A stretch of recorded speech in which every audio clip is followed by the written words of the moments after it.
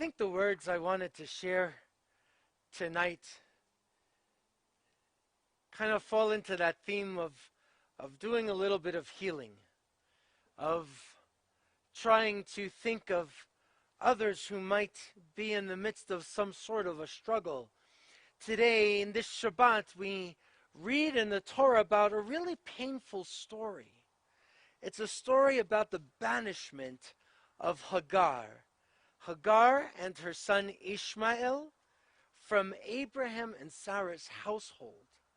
So let's remember who they are. Abraham and Sarah, according to the Torah, we're still in the book of Genesis. They're unable to have any children. And it's painful for any family. For any family. But in the ancient world, before any kind of medical intervention was possible, surrogacy was commonplace. So they made arrangements for Sarah's servant, or perhaps slave. Her name was Hagar, and she was an Egyptian woman, and she was instructed, it seems, to be with Sarah's husband, Abraham, so that they could have a child. And again, this wasn't uncommon, and the child would be the child of Sarah and Abraham. That was the plan. And eventually, Hagar became pregnant, had a child. The child's name is Ishmael. God heard. And there were tensions that were growing within this household. Tensions grew between the women. Tensions grew between the child. And as Sarah eventually does become pregnant and gives birth to Isaac, we see an even greater tension. Sometime later, something had happened that was enough for Sarah. The rabbis say that something really foul happened in the midst of this house that was involving Ishmael, but the text isn't so clear. What is clear is that Sarah had enough. She tells Abraham, her husband, that Hagar and Ishmael, Abraham's son, needed to go. And they were banished from the home. They were cast out. In fact, the text actually says, cast out that slave woman and her son, says Sarah, for the son of that slave shall not share in the inheritance with my son Isaac.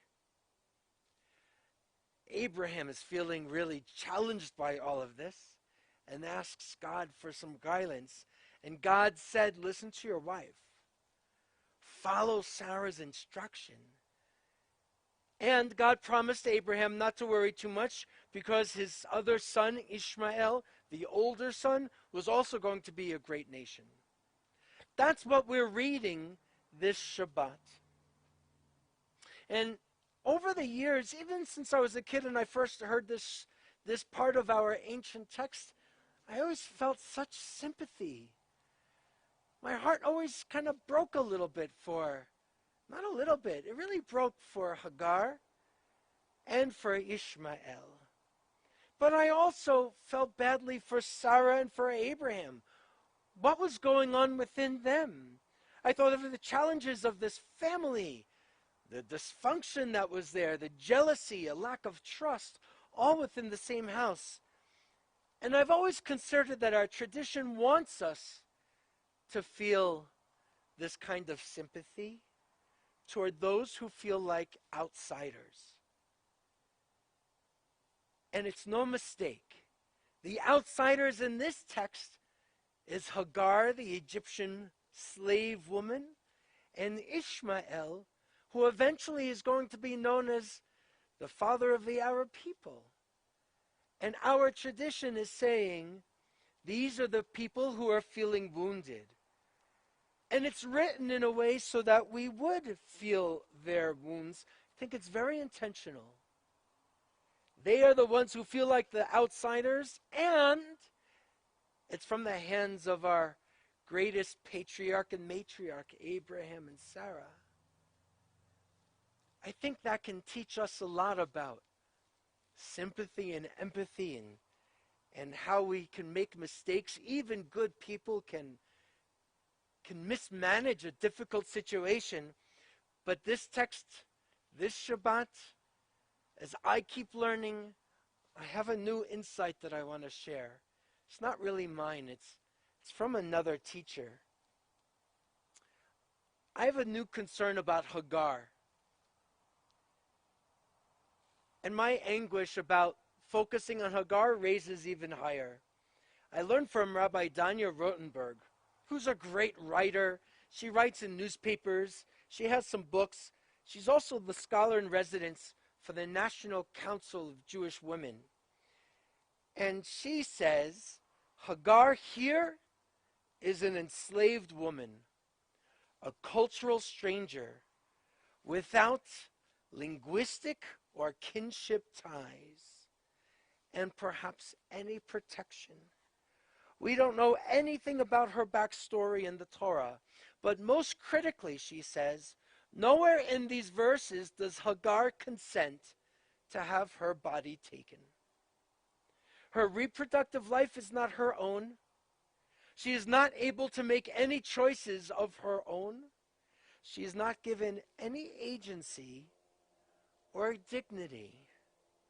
Just look at the verbs that get used in the process of the unfolding story of our holy text. It says, V'tikach Sarai, Eshet Avraham. So Sarai, Abram's wife, that's their names before their big name changes, Sarai and Abram. So Sarai, Abram's wife, took V'tikach, took her enslaved woman, Hagar the Egyptian, after Abram had dwelt in the land of Canaan for 10 years. And then the text says, V'titenota, and gave her Hagar. Sarai gave Hagar to her husband, Abram, as a wife. She is taken and she is given. She is not asked. She does not get to choose. Her reproductive life is not her own. We do not hear her voice or consent in any of the previous verses either. And then in today's reading, we see Hagar and Ishmael are sent out into the wilderness because Sarah doesn't want Ishmael to share an inheritance with her biological son Isaac. Again, Hagar has no voice, no agency, and no choice. And it struck me. From Rabbi Rotenberg, I learned about another organization that I think is really interesting. It's called Sister Song, Women of Color Reproductive Justice Collective. Talk about empowered. They teach us.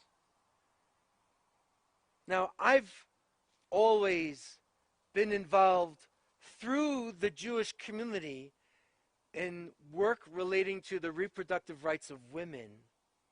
But Sister Song is advocating for not just reproductive rights, but reproductive justice. Justice, which they define as the human right to maintain personal bodily autonomy, have children, not have children, and parent the children we have in safe and sustainable communities. Reproductive justice brings a racial and economic justice framework to the work of reproductive freedom, recognizing and addressing disparities in social, economic, and political power, and how this impacts access to reproductive health care.